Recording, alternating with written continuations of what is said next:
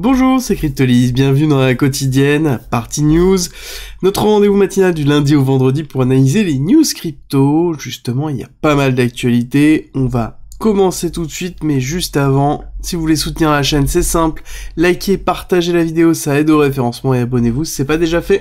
Et on commence tout de suite par les chiffres de l'inflation qui sont tombés hier. Du coup, on a donc cette semaine, on était hier le mardi 13 décembre, donc nous sommes aujourd'hui mercredi 14 décembre, logique, et nous avons l'IPC Core qui est tombé, IPC Core mensuel à 0,2 au lieu de 0,3 pricé, donc on a bien une diminution réelle, et ensuite on a bien l'IPC donc annuel qui a été donné, qui est passé d'un pricing à 7,3 à 7,1, alors que précédemment on était à 7,7. Donc on a vraiment une descente réelle de l'inflation qui est en train de se faire. D'ailleurs, on va aller regarder un petit peu les chiffres purement sur ce qui s'est passé. Là, on a vraiment le détail, pareil que vous pouvez retrouver sur le Consumer Price Index Summary, donc bls.gouv/news.release, et ensuite vous avez une liste, vous cliquez sur le premier lien, et ça vous amène normalement sur ce tableau-là, qui est mis à jour systématiquement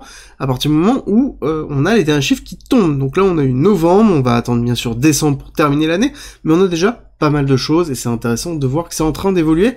On est en train de voir quand même un shift structurel qui est en train de se faire sur tous les items. On voit bien que en octobre on était à 0,4, là on est à 0,1, donc ce qui nous donne le 7,1 justement total annuel, donc c'est l'annualisation, donc là on a la mensualisation, là on a l'annualisation, et du coup on a les écarts de mois à mois qui permettent de pouvoir justement piloter un petit peu ce qui est en train de se passer.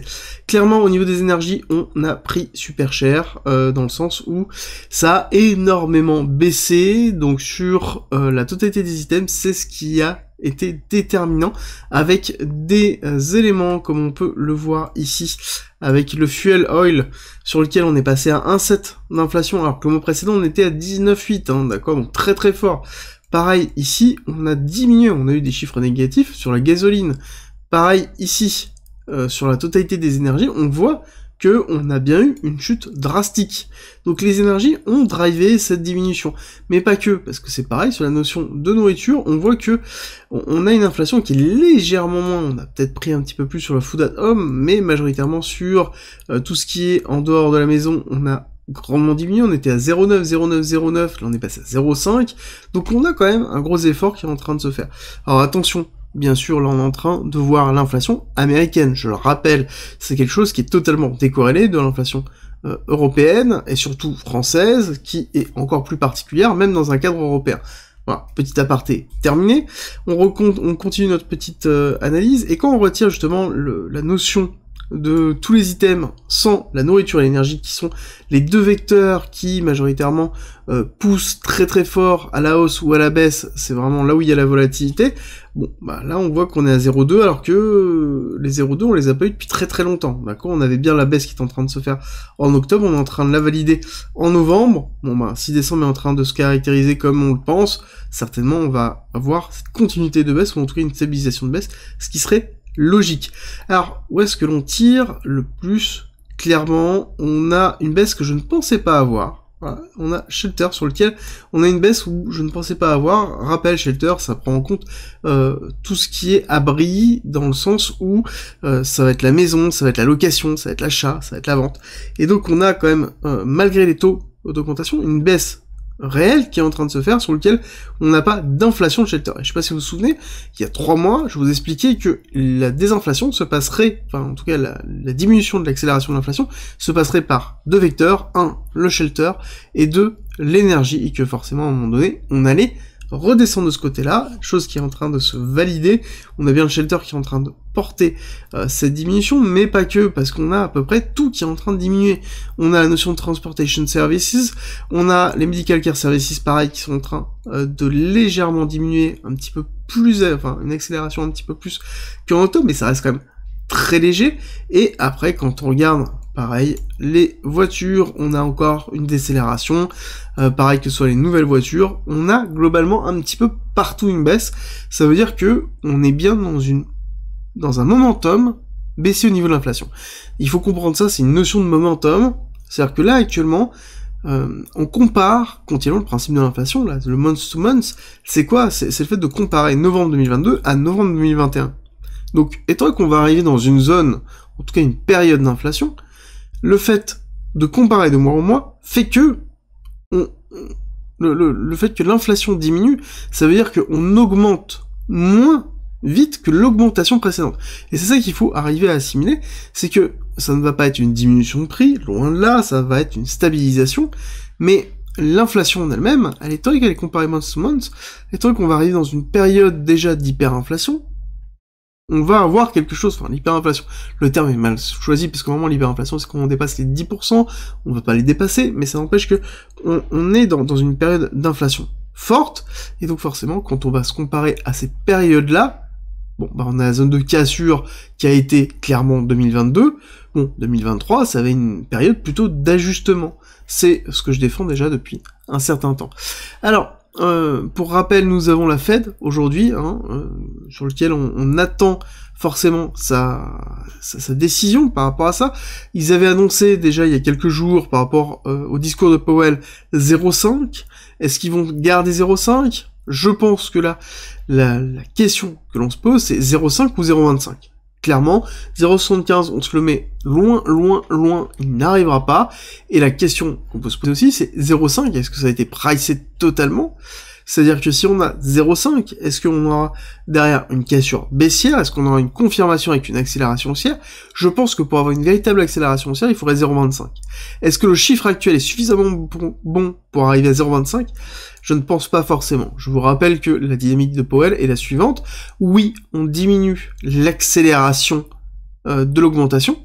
Donc c'est-à-dire qu'on arrête de passer à 0,75. On va diminuer le nombre, enfin l'importance de l'augmentation à chaque fois, pour arriver dans une zone de palier assez élevée. Et la notion de assez élevé, elle n'est pas encore définie, elle sera définie en fonction des différents chiffres qui arriveront au fur et à mesure, et je pense que ce sera réglé systématiquement à chaque fois au fur et à mesure, mais là, la véritable question, c'est est-ce qu'ils vont vraiment ralentir, en considérant que c'est qu'une seule augmentation, donc 25 points à 0,25, ou est-ce qu'ils vont faire deux augmentations en une, à 0,5, et ils vont rester sur ce qui avait été dit.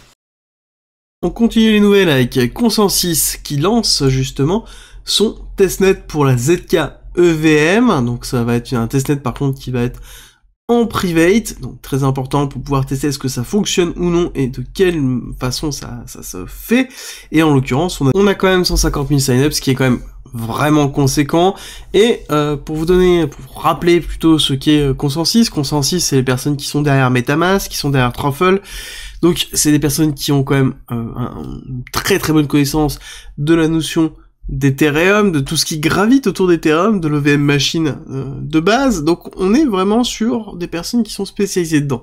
La question c'est, est-ce qu'ils sont spécialisés dans le Zero Knowledge? Ça fait très longtemps qu'ils travaillent dessus, c'est quelque chose sur lequel ils ont déjà avancé depuis très longtemps, et il va falloir patienter, je pense, un petit peu pour avoir les différents retours, mais en tout cas, voir les différents acteurs en train de travailler autour du ZK-EVM, c'est plutôt bullish sur Ethereum. Je rappelle qu'on a déjà pas mal de news autour des ZK, on a Hermès de Polygon qui est en testnet déjà depuis un certain temps, qui devrait pas tarder à passer en mainnet. Nous avons Starknet qui, alors lui n'est pas EVM compatible, mais qui est un ZK rollup pour justement Ethereum avec son langage de programmation, le Kero. Bon, on a quand même pas mal d'effervescence, donc ça pourrait être le nouveau narratif crypto pour l'année 2023. Pourquoi pas, avec justement la notion de scaling et d'hyperscaling qui pourrait être apportée par ces technologies-là, à partir du moment où on est capable de les implémenter facilement et que ça tourne bien, et là c'est ce qu'on est en train d'expérimenter. Alors, on va continuer pour vous rappeler juste un petit quelque chose. On n'oublie pas qu'on est en fin d'année égale la période des 4 witches. Alors, je vous rappelle rapidement ce que c'est que plusieurs fois dans l'année, nous avons 4 produits dérivés au niveau des options qui expirent simultanément, en même temps, et on a justement les options sur les indices, les actions, on va voir les contrats à terme, les futurs, donc on a absolument tout sur lequel on a toujours beaucoup de volatilité, et surtout quand on est dans une année un petit peu compliquée comme on a eu, je pense que cette fin d'année, avec la clôture des options, risque d'être assez chaotique. Je vous préparerait ça, notamment dans l'analyse technique, pas aujourd'hui, mais certainement demain, mais on le garde bien en tête dans les mouvements qui sont en train d'être effectués, dans les news qui risquent d'être annoncées. Alors, on va continuer avec Bored Ape. Alors forcément, on entend encore parler beaucoup de Bored Ape, et notamment du Yuga Labs, dans lequel, en effet, ils sont un petit peu dans la tourmente. On sait qu'ils avaient été poursuivis pour, on va dire, forme de complotisme pour valoriser Bored Ape bien au-delà de ce qu'il aurait dû être, et on a justement le cabinet d'avocats Scott & Scott qui a déposé un recours collectif, donc qui représente 37 personnes, mais ce recours collectif, ce qui est intéressant, c'est que il fait une centaine de pages, et il explique pas mal de choses, avec notamment le fait que les célébrités qui avaient promu justement le NFT, ou en tout cas la collection, et même MoonPay qui, justement, était un acteur vraiment à part entière dans tout ce qui s'est placé. Ça veut dire que le principe des 100 pages, ils définissent que la promotion avait été faite sans être définie, que c'était de la publicité, et que malheureusement personne n'a défini comme tel, ça n'a pas été divulgué, et il n'y a pas eu de divulgation sur les contreparties financières, et que tout a été caché par notamment MoonPay qui a facilité grandement les paiements, et c'est une des raisons sur lesquelles il y a vraiment cette action. Je rappelle aussi qu'il y a eu en juillet déjà un autre recours contre l'entreprise affirmant qu'ils avaient transgressé un certain nombre de lois sur la valeur immobilière. Donc on a quand même pas mal de choses qui sont en train de se mettre en place autour de Yuga Labs, avec une pression clairement très forte judiciaire. Aux US, on sait que ça va être souvent le cas. On sait que Solana aussi, Avax aussi, et quelques grands autres acteurs ont eu énormément de pression de ce côté-là. Est-ce que ça va continuer? Est-ce qu'il y a vraiment quelque chose autour de Yacht Club? À vous de me dire ce que vous en pensez en commentaire. On continue une nouvelle avec notamment le FUD autour de Binance. Et oui, Binance a encore du FUD, avec notamment les difficultés pour faire des retraits en USDC, chose qui s'est rétablie hier en fin de journée. Mais ce qui est intéressant de voir, c'est que on a justement un FUD très très fort autour de Binance et CZ, autour de ces problèmes de liquidité, où des personnes reprennent les tweets de CZ en disant que si jamais on vous dit qu'il y a un problème de liquidité au niveau de l'USDC, enfin au niveau des différents stablecoins, et que on vous cite un certain nombre de raisons pour ça, c'est qu'il y a peut-être anguille sous roche. Donc les personnes ont repris ce tweet-là de CZ qui datait d'après FTX, en reprenant mot pour mot les raisons dans lesquelles CZ a expliqué les problèmes de liquidité de l'USDC.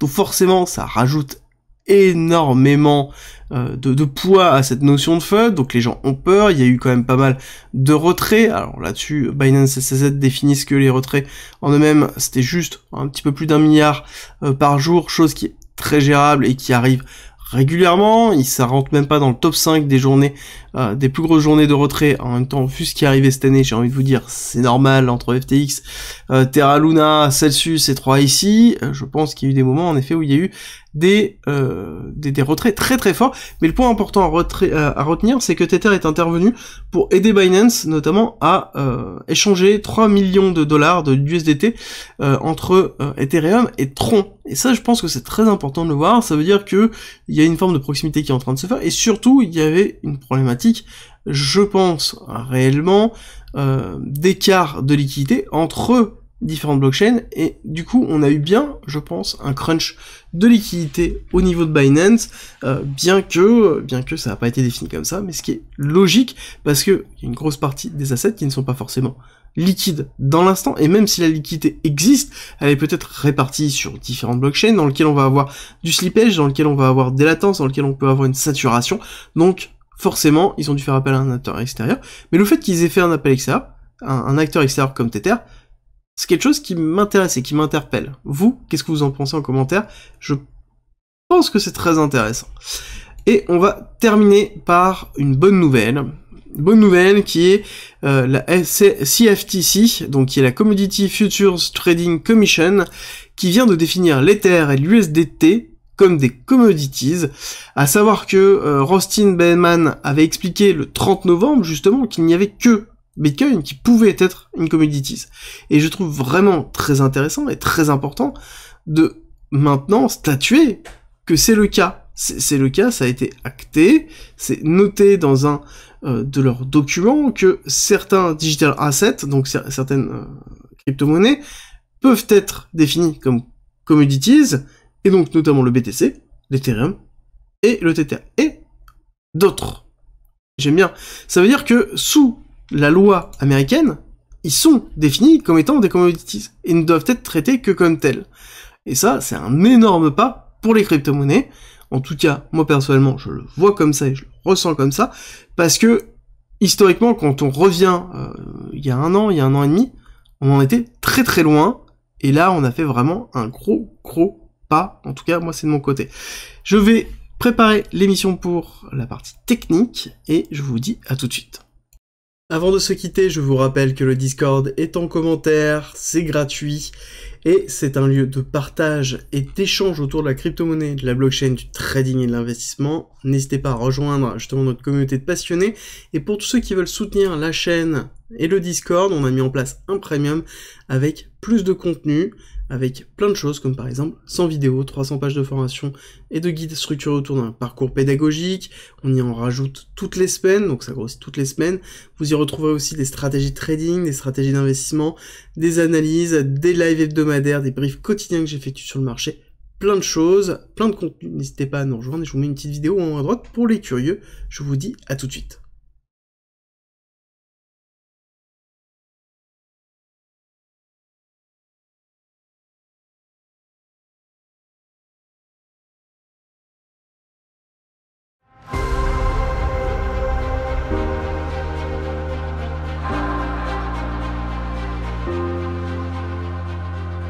Si tu aimes mon contenu, n'hésite pas, partage, like, ça m'aide énormément, et rejoins-nous sur Discord.